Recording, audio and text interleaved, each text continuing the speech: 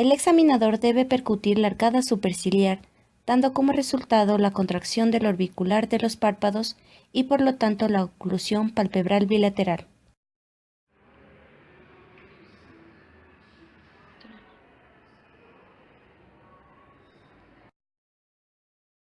Reflejo corneal. Es un parpadeo involuntario provocado por la estimulación sobre la córnea al ser tocado por un cuerpo extraño.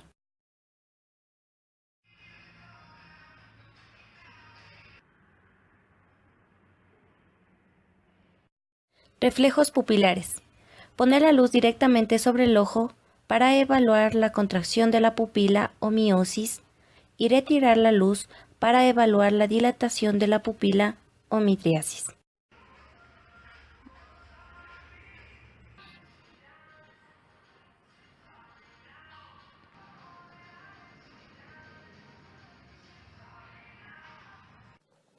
Vamos a examinar el reflejo maceterino. Este reflejo va a examinar tanto una vía aferente y eferente, que se centra en el nervio trigémino, y por lo tanto su centro va a estar en la protuberancia. ¿Cómo se va a realizar este reflejo? Percutiendo sobre el mentón del paciente que mantiene la boca entreabierta. Es aconsejable interponer el pulgar del médico que descansa sobre el mentón y percutir sobre él. La respuesta normal es la contracción de los maceteros que pretenden cerrar la boca.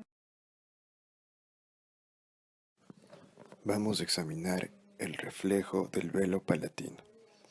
Este es un reflejo superficial. Se produce al rozar con un objeto que puede ser o un hisopo o un bajalenguas la mucosa del velo del paladar. Y la respuesta normal es la elevación simétrica del velo. Puede producir náuseas.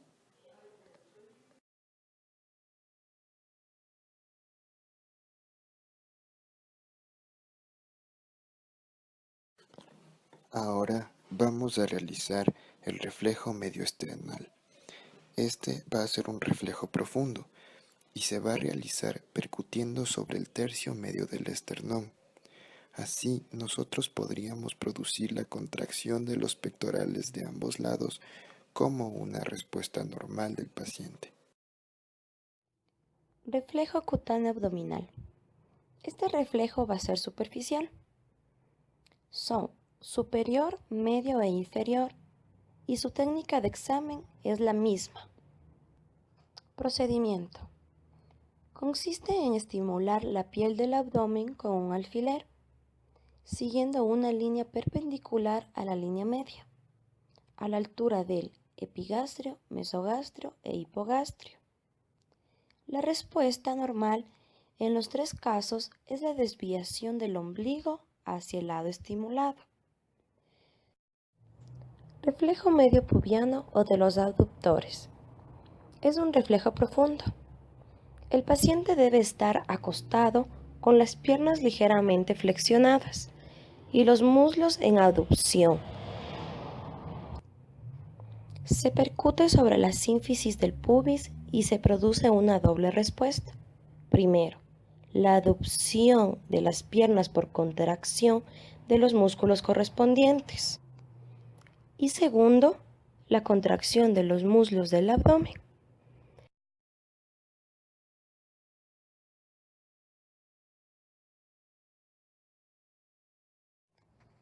Reflejo bicipital. Es un reflejo profundo. Procedimiento. Con el brazo del paciente semiflexionado, en supinación y descansando sobre el brazo del médico, este toma el codo y pone su dedo pulgar sobre el tendón del bíceps del enfermo, sobre el cual va a percutir. Además, también se puede percutir directamente sobre el tendón del bíceps. La respuesta fisiológica va a ser la flexión del antebrazo sobre el brazo. Su centro se encuentra en C5. El signo de Hoffman es el signo homólogo del Babinski, pero en miembros superiores. Este detecta la lesión cuando se encuentra por encima de C5. Consiste en comprimir fuertemente la falange media del tercer dedo de la mano y dar leves golpes en la falange distal del mismo dedo. La respuesta positiva será un movimiento de pinzamiento del primero y del segundo dedo respectivamente. El reflejo tricipital se busca dejando colgar el antebrazo y percutiendo el tendón del tríceps, situado sobre el codo, en el olecrano. El estilo radial, por su parte, busca percutir sobre la apófisis estiloides del radio, dejando el antebrazo doblado y relajado. Estos reflejos pasan por la raíz de C6, C7 y C8.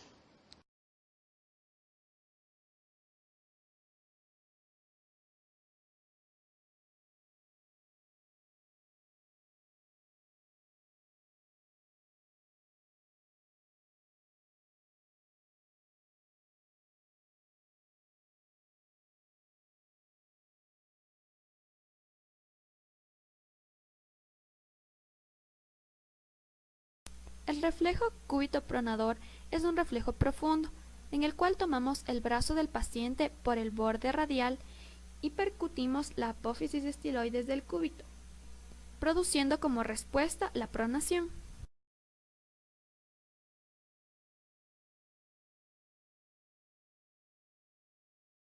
El reflejo palmo-mentoniano es un reflejo superficial que se obtiene raspando ligeramente con un alfiler la región hipotenar. Es un reflejo patológico positivo que se observa en las enfermedades extrapiramidales por el movimiento del orbicular de los labios.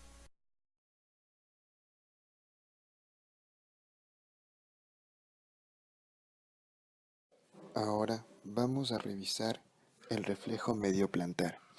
Este es otro reflejo que va a ser de características profundas y se va a realizar percutiendo sobre la planta del pie. Al percutir sobre la planta del pie se va a producir la contracción normal de los gemelos y el sóleo.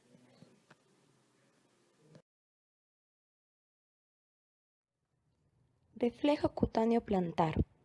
Este es un reflejo superficial. Procedimiento. Estimulando con un alfiler la piel de la planta del pie, siguiendo una línea longitudinal sobre los tercios interno, medio o externos de la misma.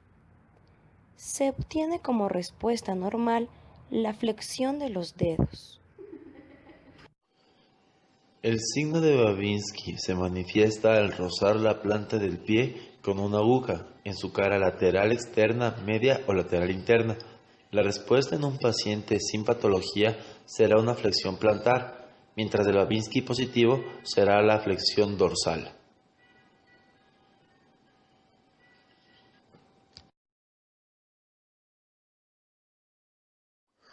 Los signos sucedáneos del Babinski son reflejos igualmente de la vía extrapiramidal, siendo este el Oppenheim, el cual se manifiesta con la flexión dorsal de los dedos del pie al pinzar la cresta tibial de abajo hacia arriba.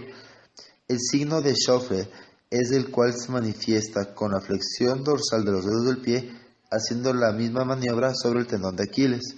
Y el de Gordon es el que se va a manifestar al presionar fuertemente los gemelos o la área sural.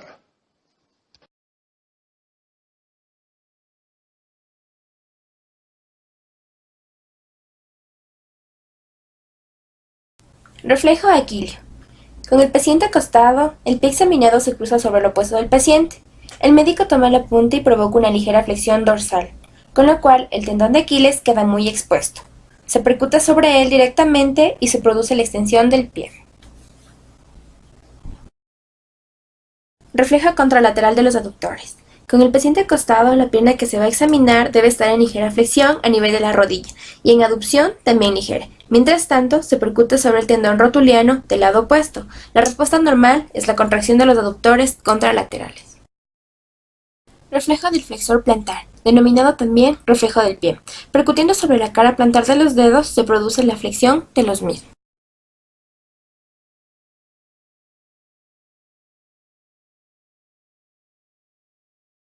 El reflejo rotuliano o patelar es un reflejo profundo. Cuando el paciente está sentado, se le va a ordenar que cruce las piernas y se va a percutir sobre el tendón rotuliano. La respuesta normal es la extensión de la pierna. La maniobra de Gendrasik sirve para desviar la atención del paciente mientras realizamos el reflejo. Se le pide al paciente que enganche los dedos fuertemente y trate de separarlos mientras percutimos el tendón. Cuando el paciente está acostado, el médico debe levantar ligeramente la pierna del paciente, colocando una mano debajo del hueco popliteo, y después percutir sobre el tendón rotuliano. Como respuesta normal se obtiene la extensión de la pierna. Reflejo cuboideo. El examinador debe percutir el cuboides. Normalmente se produce la extensión de los dedos. Aquí podemos ver que patológicamente se produce la flexión de los dedos.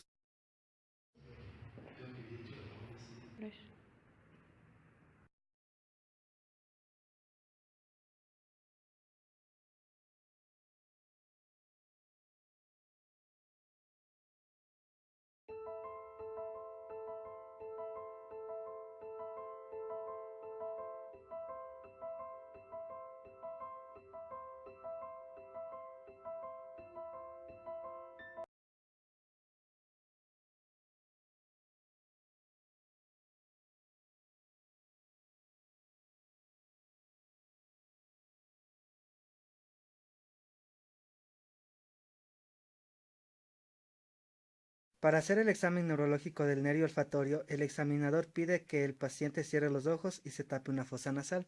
Por favor, cierre los ojos y se tapa con una mano la fosa nasal. Posteriormente, el examinador acerca una sustancia específica, la misma que será distinguida por el paciente. ¿A qué percibe? Café.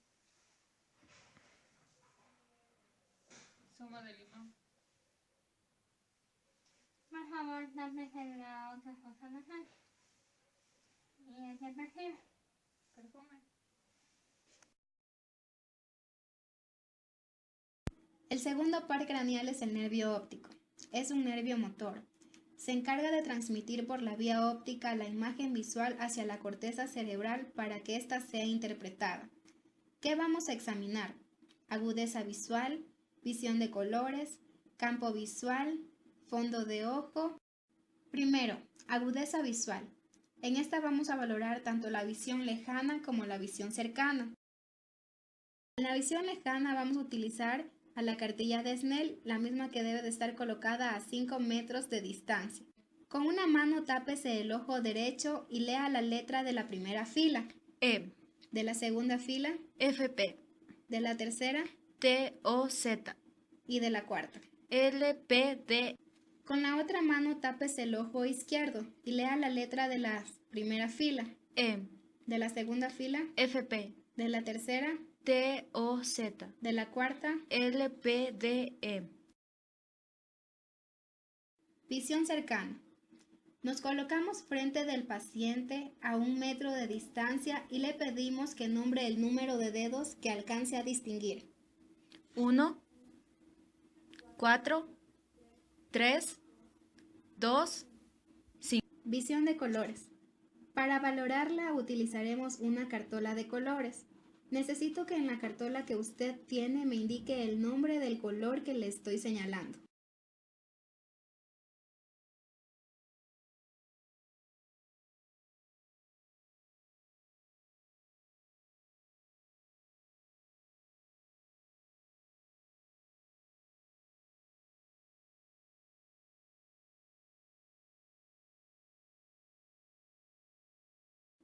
Tercero, campo visual. Colocados frente a frente el médico y el paciente a una distancia de 50 a 70 centímetros, se ordena al paciente que tape su ojo derecho con su mano homónima, mientras que el médico tapará su ojo izquierdo con su mano correspondiente. Le indicaremos que nos diga el momento en el cual observa por primera vez el objeto. Lo realizaremos en cada cuadrante, desde la periferia hacia el centro.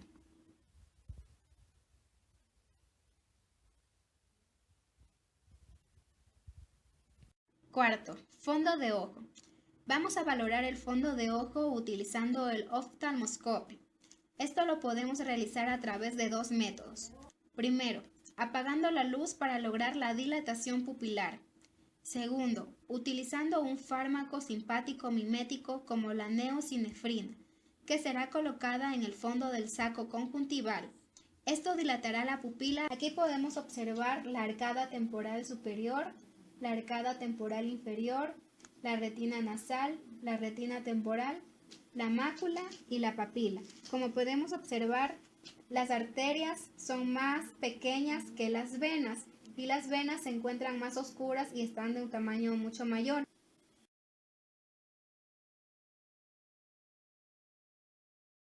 Exploración del tercero, cuarto y sexto pares craneales, correspondientes al óculo motor, troclear y abducens. Se llevará a cabo la exploración de estos nervios en conjunto debido a que cumplen la misma función, que es inervar los músculos del ojo, permitiendo así los movimientos oculares. El nervio óculo-motor, que es el tercer par craneal, inervará el músculo elevador del párpado superior, músculo recto superior, músculo recto medial, músculo recto inferior y músculos oblicuo inferior. El nervio troclear, que es el cuarto par craneal, inervará el músculo oblicuo superior, y el nervio abducens, que es el sexto par craneal, inervará el músculo recto lateral. Exploración de la movilidad extrínseca e intrínseca. Primero, movilidad extrínseca. Se pedirá al paciente que dirija su mirada hacia el frente y siga el objeto sin mover la cabeza.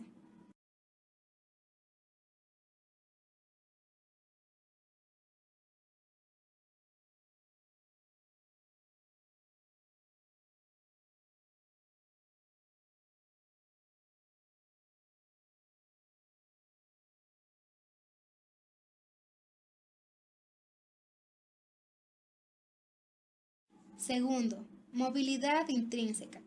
Se valorará las pupilas del paciente esperando obtener las respuestas fotomotoras y consensuales. Fotomotora. Aplico luz y se dilata la pupila. Consensual. Aplico la luz en un ojo y se observará que se dilatan ambas pupilas.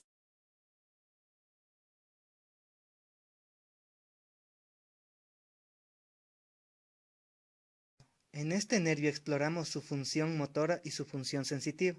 El examinador realiza la palpación de los músculos maceteros y temporales de cada lado.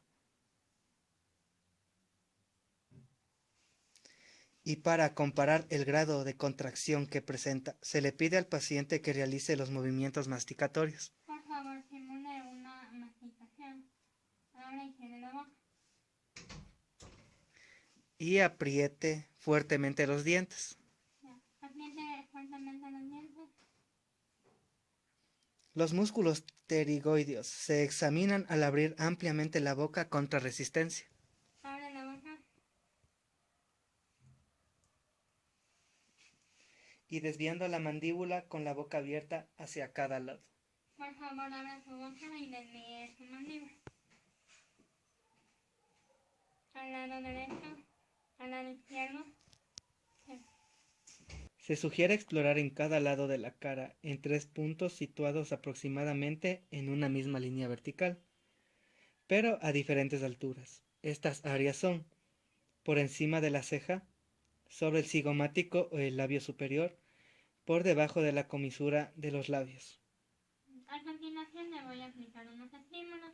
Necesito que me diferencie y me diga en qué zona le estoy aplicando y diferenciar el estímulo que le voy a aplicar. Por favor, necesito que cierre los ojos.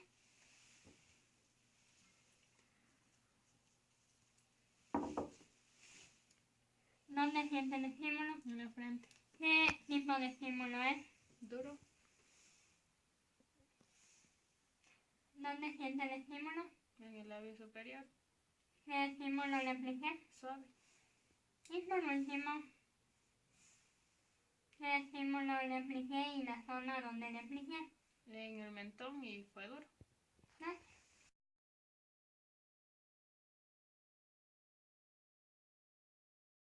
Por ser un nervio mixto, su examen se divide en: consiste en determinar el gusto en los 2 tercios anteriores de la lengua. El paciente cierra los ojos y el examinador le tapa la nariz durante la aplicación del estímulo para que él señale la palabra que corresponde al sabor que percibe. Por favor, cierre los ojos. Voy a procederle a taparle la nariz. Abra la boca. Me va a indicar qué percibió. Ok, vamos a intentarlo nuevamente. Por favor, cierre los ojos. Abra la boca. ¿Cuál fue el sabor?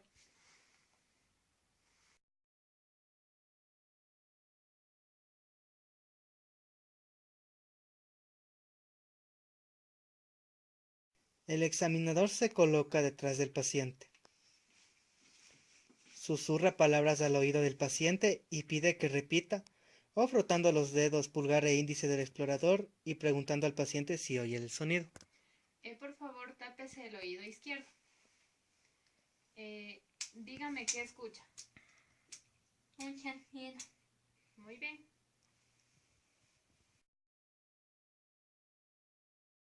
El examinador extiende sus brazos frente al paciente y le pide que haga lo mismo, de tal forma que los dedos índices de cada mano del explorador y el paciente se toquen. Ya. En este momento usted va a cerrar los ojos y va a subir y bajar sus brazos alternando cada uno hasta que lleguen a mis dedos índices.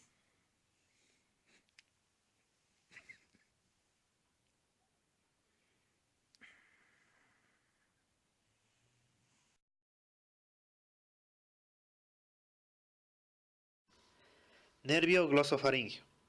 Fisiológicamente se encarga de, primero, inervar las papilas gustativas del tercio posterior de la lengua, segundo, controlar la sensibilidad del dorso de la oreja, de la trompa de Eustaquio, de las amígdalas y de la parte posterior de la lengua.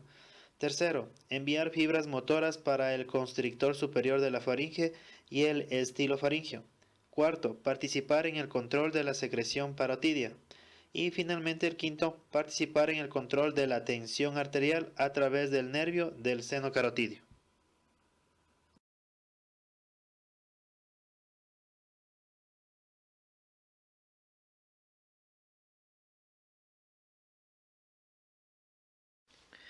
En el examen físico vamos a valorar los sabores principales: salado, amargo, dulce y agrio. Y a primero se le pide a la paciente que cierre los ojos y mediante la aplicación de un sabor en el tercio posterior de la lengua va a distinguir los sabores.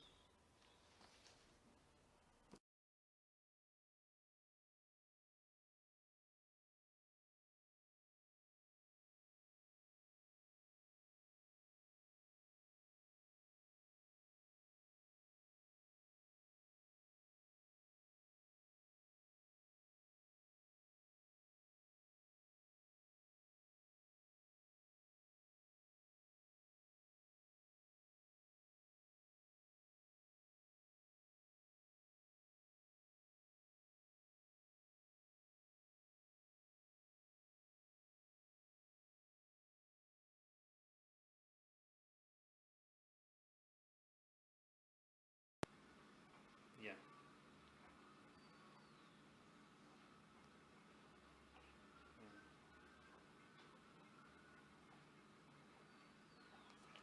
Salado.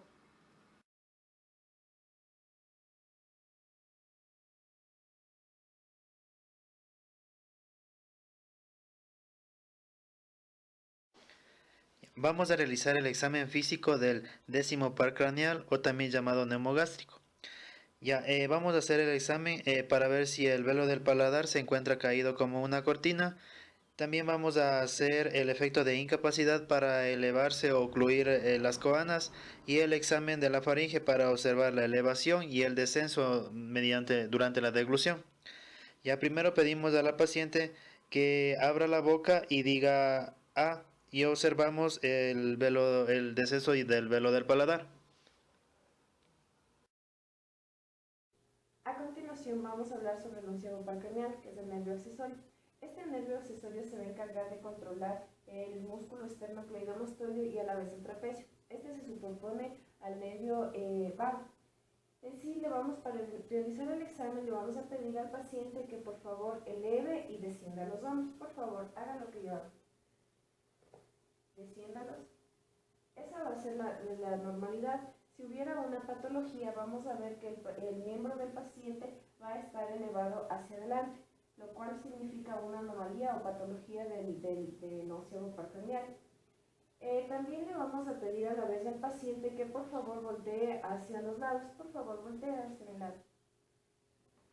Voltee hacia mi lado. Rote la cabeza, por favor.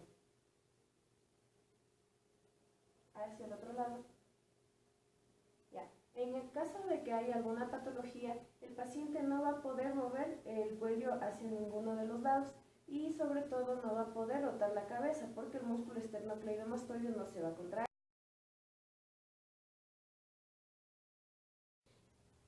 A continuación vamos a hablar sobre el último par craneal, que es el hipogloso. Para la evaluación de las técnicas de exploración son muy sencillas. Para evaluar el trofismo y la simetría de la lengua, le vamos a pedir al paciente abrir la boca. Abra la boca, por favor. Aquí vamos a observar las dos mitades de la lengua. Vamos a observar si son simétricas o si hay o no hay alguna atrofia. Mueva la lengua, por favor. Para evaluar la posición de la lengua, le vamos a pedir al paciente que saque la lengua. Muévala, por favor. Y a su vez vamos a ver si la punta de la lengua se encuentra en el centro. Saque la lengua. Ya. En las parálisis del nervio hipogloso, la lengua se protruye hacia el lado del nervio paralizado. Esto se debe a la forma como se insertan los músculos que conforman la lengua, de modo que cuando se contrae el lado sano, ocurre una desviación hacia el lado que no se contrae por déficit del nervio. Para evaluar la fuerza muscular de la lengua, le vamos a pedir al paciente que toque su lengua hacia la mejilla y nosotros vamos a tratar de empujar. Obviamente el paciente tiene que hacer un poco de fuerza en ella. Ahora, vamos a hacer lo mismo en el lado contrario.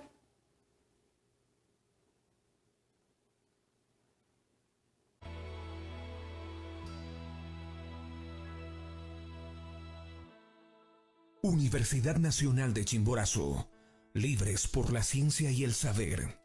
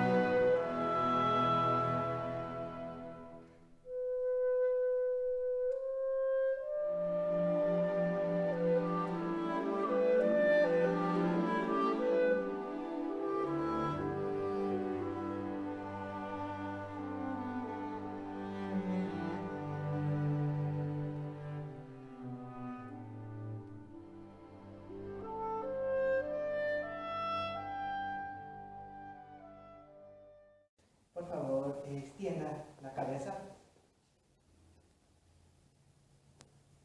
Por favor, presione la cabeza.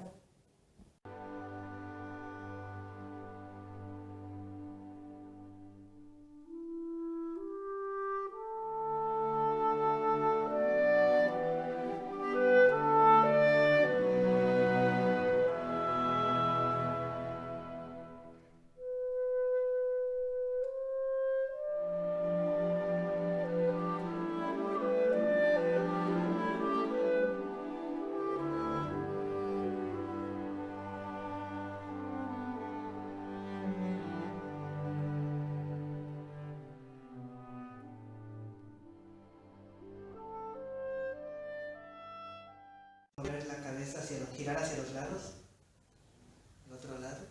Vamos a inclinarlos a un lado y al otro lado.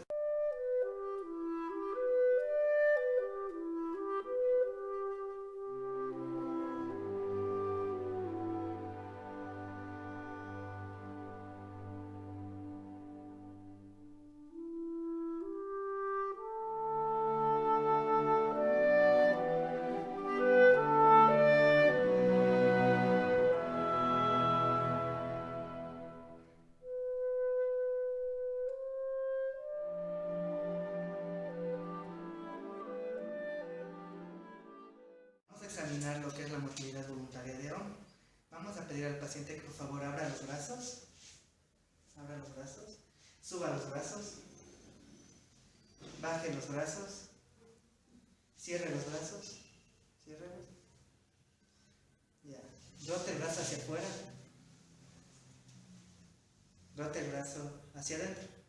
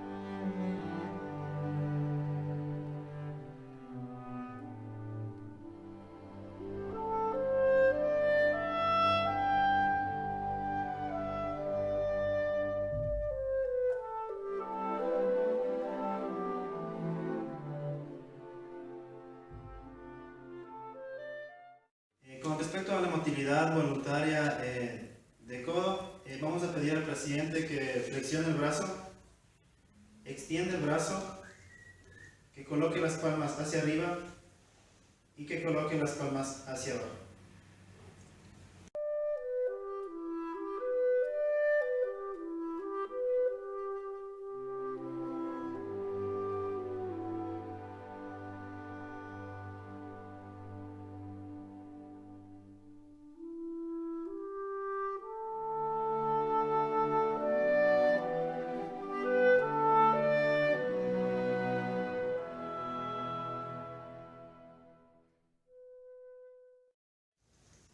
Con respecto al examen de la motilidad voluntaria, lo que corresponde a mano, primero le vamos a pedir al paciente que extienda los brazos, luego que extienda las manos, que flexione la mano, que dirija la mano hacia afuera y que dirija la mano hacia adentro.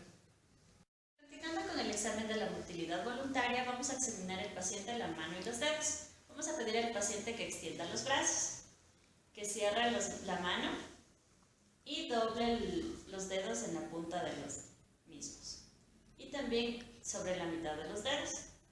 Vamos a pedir al paciente que abra la mano y extienda los dedos. Vamos a pedir al paciente que con su dedo pulgar toque todos los dedos que corresponden a la mano, las dos manos. A continuación vamos a colocar el papel entre su dedo índice y el pulgar. Y mientras yo lo tracciono, trate de no soltar.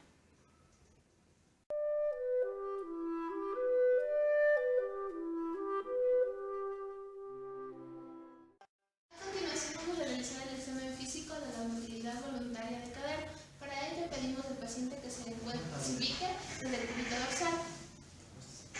Acuéstese, por favor.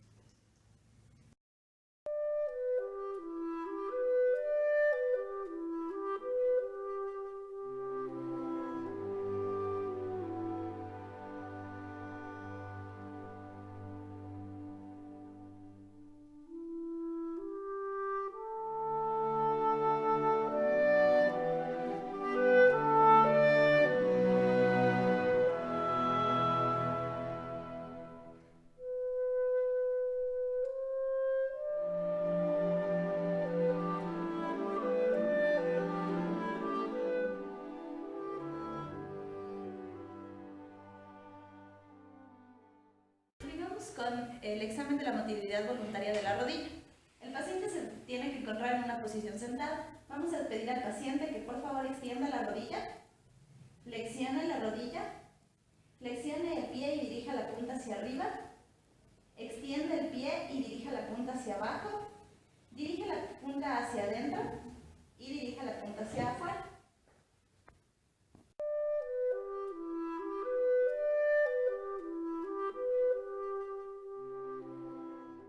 Vamos con el examen de la motilidad voluntaria del tórax. El paciente se debe encontrar en una posición sentada y vamos a pedirle que respire profundamente. Y vamos a observar la expansibilidad torácica.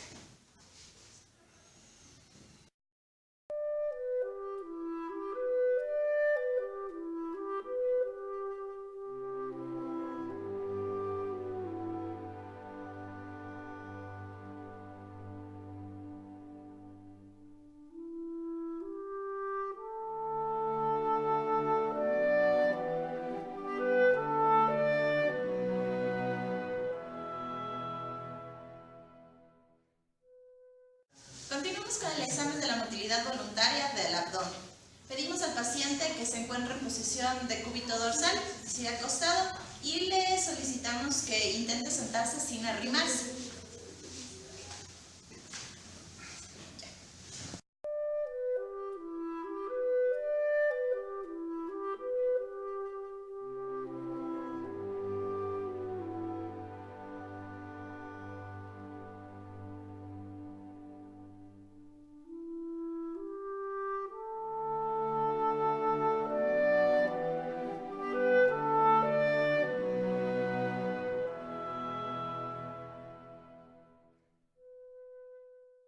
Examen de la motilidad voluntaria para vertebrales.